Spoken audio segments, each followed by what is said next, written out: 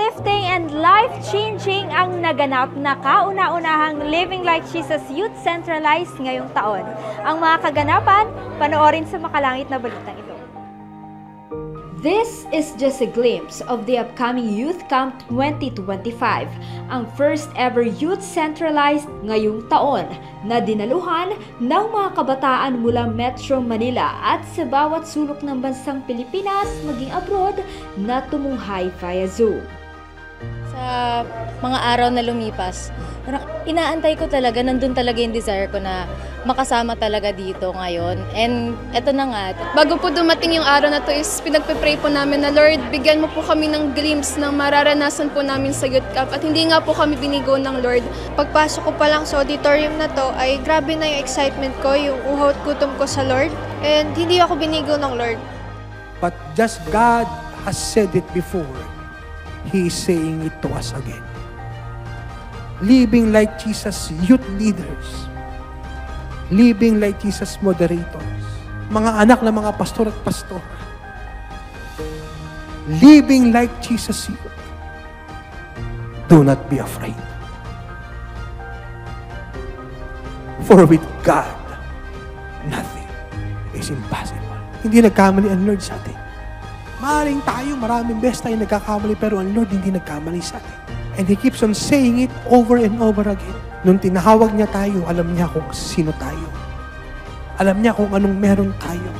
Alam niya kung anong kaya natin. At walang ibang reason para huminto tayo. The greatest fire is not the one who burns large, but who burns to the end. Maraming salamat sa buhay po niya dahil talaga na-restore ang bawat first love ng mga kabataan at hindi na ito maaagaw pa ng kaaway. Bukod sa sobrang relatable, marami ako na-realize and at the same time, sa mga payo niya, ganon. Yung mga revelation na binababa ng Lord sa kanya, pababa sa mga youth is nakakapagbago talaga ng buhay. Ihimay-himay niya po talaga ang lahat po ng pinapayag po ng God the Holy Spirit po sa kanya. Tapos nakila din po yung mga sinasabi niya pong pahayag na maintindihan mo po talaga at babaon po sa iyo po sa isip. Nakakatuwa talaga kasi yung pagtuturo niya talagang nakaka-relate sa bawat buhay ng mga youth. Dala-dala niyo po yung essence, tulad po ng turo ni tatay, na-explain niya in depth talaga yung mga tinuturo niya po. Yung confirmation, yung revelation ay binigay niya. Lalo-lalo na yung do not be afraid. At mas malaya na kaming makakagalaw, malaya na kaming makakilos at magligtas ng kaluluwa. Yung propesiya po ng Diyos sa buong campuses, sa lahat po bilang college student, ay grabe po. Sa pag-uwi ko po ay maibabahagi ko po sa mga iba pa pong kabataan, lalong-lalo na po sa ating mga bawat kaklase o mga kaibigan po natin. At syempre, bumaba nga ang langit sa lupang pagdalaw ng Diyos sa mga kabataan na tiyak hindi nila makakalimutan. Lumapit kami dun sa harap, tapos grabe. Pinaalala nga po sa akin ng Lord yung first love ko sa Kanya and yung grabing pag-iyak, yung grabing palahaw nga po na naranasan ko kanina. Grabe. Lalong-lalo na yung pinatawag yung mga youth leaders, youth moderators, is naintindihan namin na hindi nga pala biro yung 1 bilyong kaluluwa. Parang may binunot na tinig sa katawan ko. At sabi nga ng Lord nung habang nag-outpouring is, you will never be the same again. So, panghahawakan po natin yon habang buhay. Grabe yung damang-dama kong glory ng Lord kanina kasi parang bago pa siya tumayo actually iramdam ko na yung presence ng Lord sa kanya, yung welcome pa lang po sa kanya ni Apostle Prince, yung pagtawag pa lang po sa kanya. During sa outpouring niya pa lang, grabe, sobra-sobra na iiyak ko kasi ramdam ko na yung presence ng Lord. Tapos nung nagpatawag siya, nung nagpa-altar call, grabe, hindi ko na makontrol yung pag-iyak ko. Sabi ko nga parang nahihiya ako kasi baka mamaya may tumapat sa akin na camera, nahihiya naman ako. Pero ganun pa man, yung puso ko talaga, tinapat ko lang talaga sa Lord. Siyempre nagpapasalamat tayo sa Diyos dahil panibagong impartation mula sa buhay ng lingkod niya ang natanggap ko po. At nagtapos nga ito sa walang katulad na pagpupurit kagalakan dahil sa dakilang bagay na ginawa ng Diyos sa buhay ng mga kabataan. Grabe po, sobrang saya po talaga ng mga youth.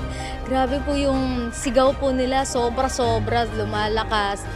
Yung sayawan po nila, nilalabas po talaga nila, ikot. Pag sinabi sa lyrics na may paikot, iikot sila. Pag may patalon, tatalon talaga. Yun po yung nakakatuwa dun kasi sumasayaw po talaga sila freely. Na kung andito ka po sa personal po talaga, parang ayaw mo na po umuwi sa sobrang galak. And natapos po ang buong gawain na punong-puno po ng kagalakan dahil alam natin na we are victorious forever. Walang ang katulad ang mga ganitong pagtitipon na hindi lamang puno ng kagalakan, kundi iyong masusumpungan ang minimithi ng iyong puso bilang isang kabataan, ang kalayaan, kagalingan, kasaganaan, at kapayapaan.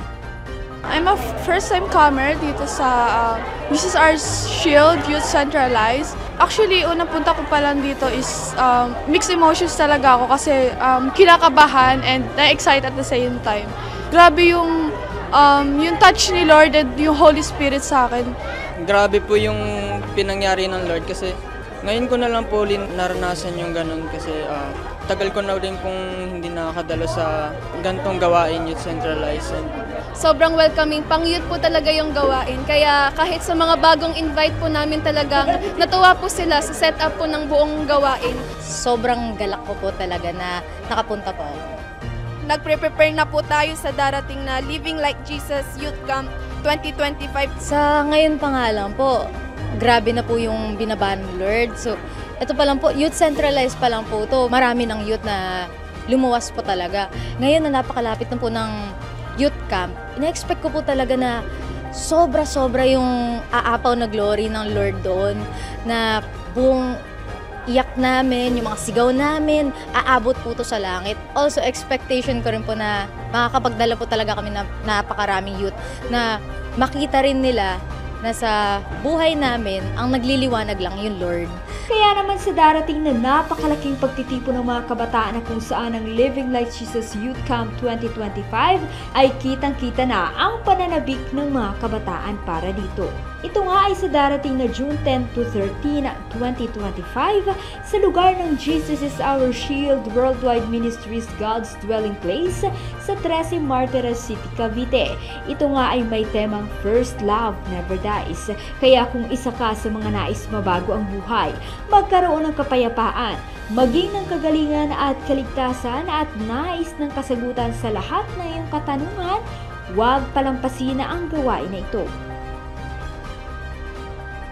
Bilang isang kabataan, ito ang pagtitipon na tsak siguradong para sa'yo. Kaya naman, huwag itong papalagpasin. Sama na! Ito si Glyza Bariso para sa Victorious News. Walang kinikilingan, walang halong kasinungalingan, pawakaligtasan lamang.